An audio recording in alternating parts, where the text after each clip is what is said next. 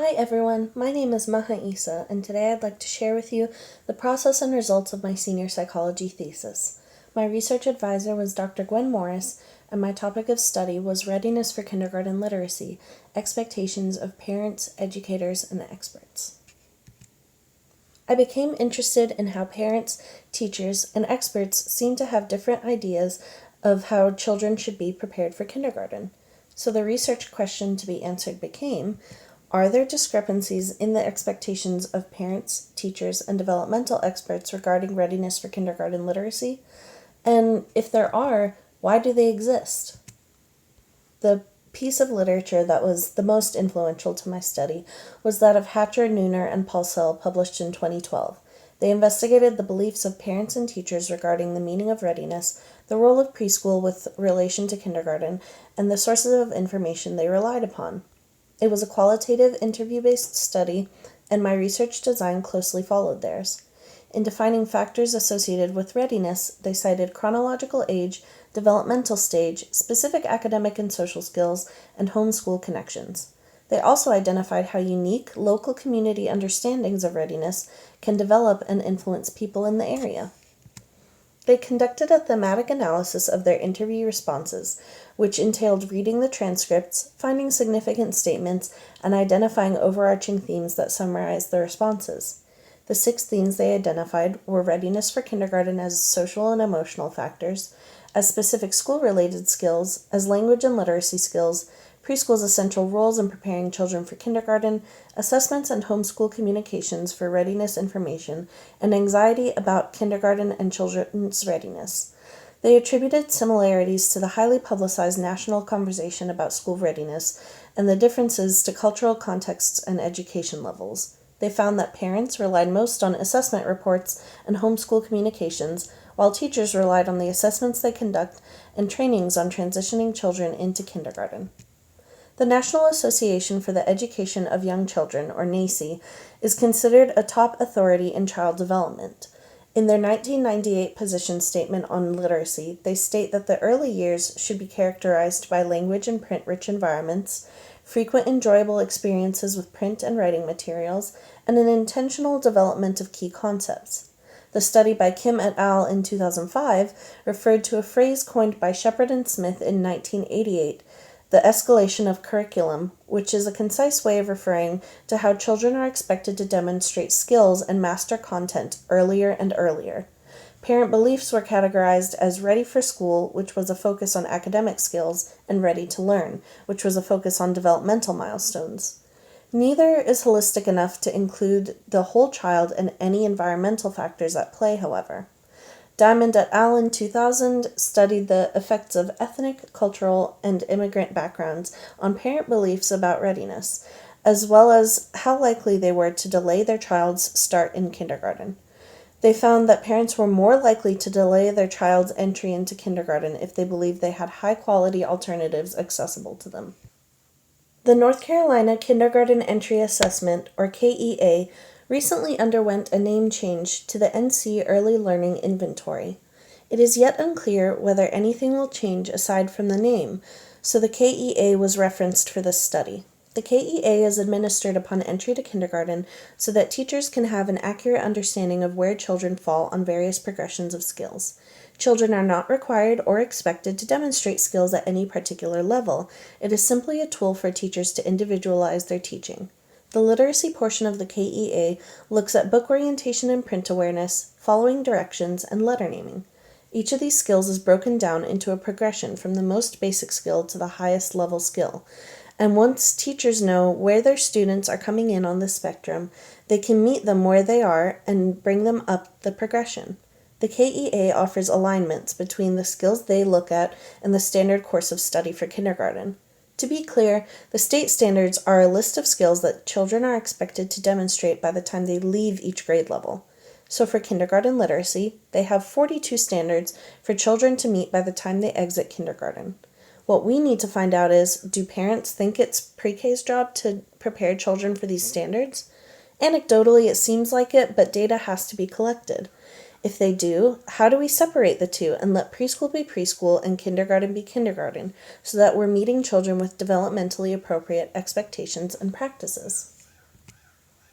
Recruitment of participants started with personal networks via emails, social media, and word of mouth. I was able to recruit 7 of the 12 families at my student teaching placement, and all of the teachers that participated were also from my placement. I ended up with 21 participants, which broke down into 3 experts, 3 teachers, and the rest parents. The sample was highly educated. All participants had at least a bachelor's degree, and 5 parents had doctoral degrees. The experts each had a different background, one with emergent literacy and language development, one with birth through kindergarten child development and developmentally appropriate practice, and one that was one of the previous lead teachers at my placement for the demonstration preschool class, who also ran parent-teacher workshops and was the coordinator for the Parent-Teacher Resource Center that offered support to parents. After recruitment, participants completed a survey composed of Likert scales. The 3 main sections asked participants to rate how important they thought various skills were for children to learn before they entered kindergarten, to rate how likely they were to rely on different sources of information about readiness, and to rate when they thought certain skills should be acquired. The skills I referred to were a mix of things from NC Foundations for Early Learning and Development, the KEA, and standards, so some things were more developmentally appropriate for this age than others. After completing the survey, they were asked to schedule and complete an interview to bring more insight to the survey. I asked participants what the phrase ready for kindergarten meant to them with regards to literacy, what demonstrates readiness, what sources of information they turn to, and a catch-all question asking if I had missed anything they wanted to discuss or contribute. Parents had one extra question which asked them what pre-literacy skills they expected their child to have before entering kindergarten, if anything.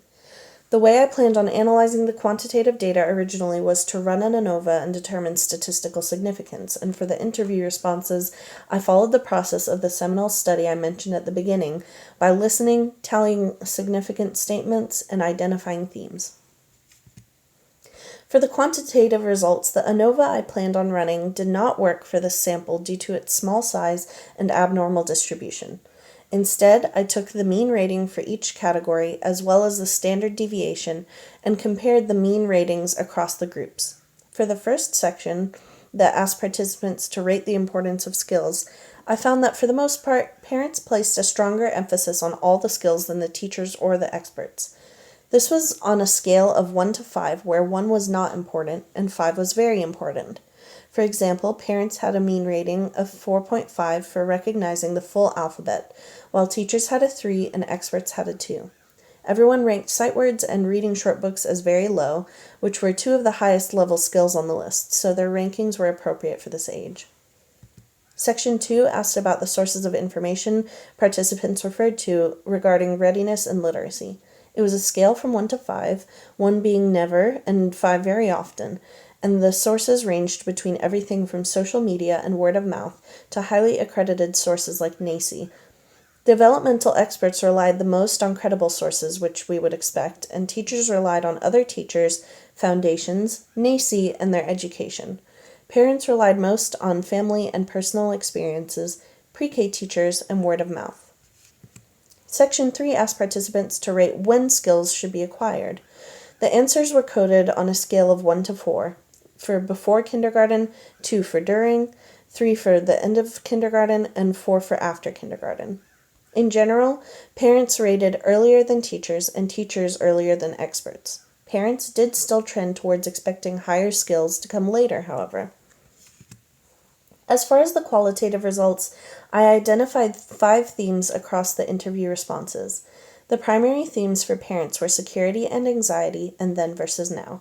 Some parents felt sure that their child was ready with relaxed expectations, while others felt very uncertain without any clear consensus about how they should be preparing their child. A few fell in between with broad expectations and some questions without strong feelings either way. Many parents referred to when they were in kindergarten or when their older children went and were at a loss when comparing it to what kindergarten seems to be nowadays.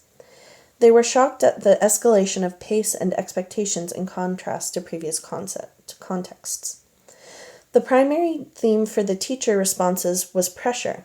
Teachers felt an intense internal conflict between what they were expected to teach and report either formally or informally and what they know to be developmentally appropriate.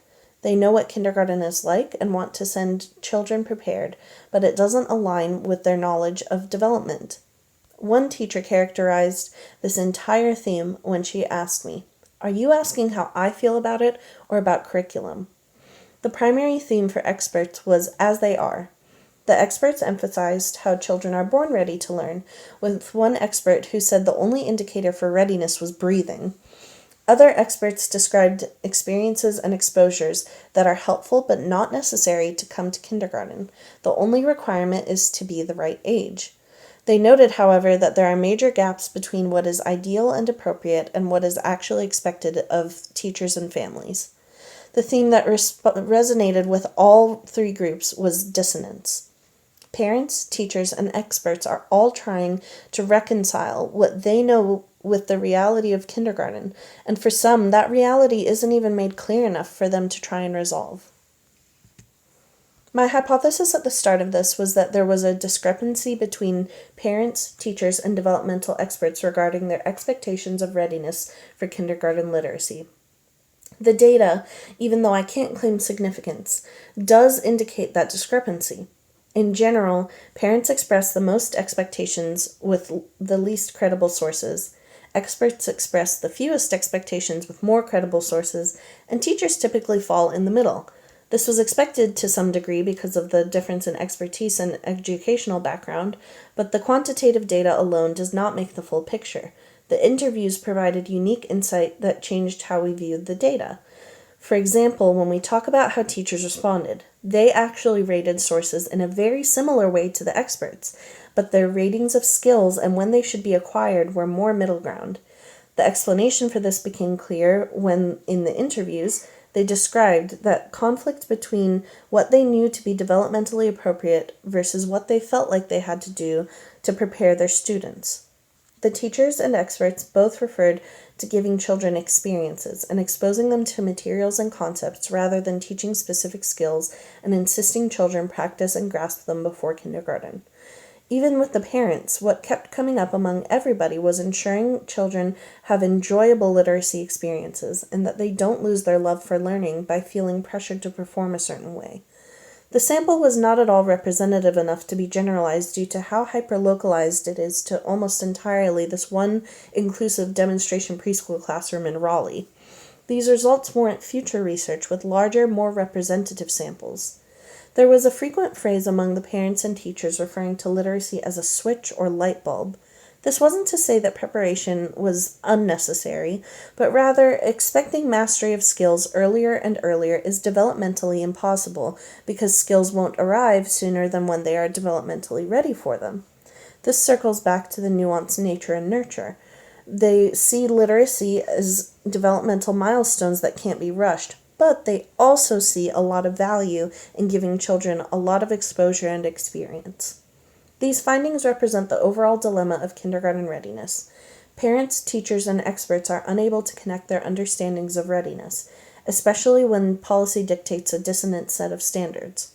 The experts rely on and are able to disseminate the most credible information available, yet parents don't seem to be equipped with this information and express anxiety because of it, and teachers are equipped with it but feel unable to use it because of policies and standards. If parents have to sift through such wildly different pools of information, the chances of them actually escaping with an accurate sense of what to expect are very slim, and at the end of the day, children are experiencing gaps as parents and teachers try to find footing on very uneven ground. So the question then becomes, not just in research but in policy, what will it take to consolidate what we know to be developmentally appropriate, disseminate it, and reflect it in our practices, standards, and policies? While we don't need to 100% agree, we need a more unified, interdisciplinary view of readiness that parents are aware of and teachers are able to utilize. If you have any questions, you can reach me via email at maissa@email.meredith.edu. Thank you.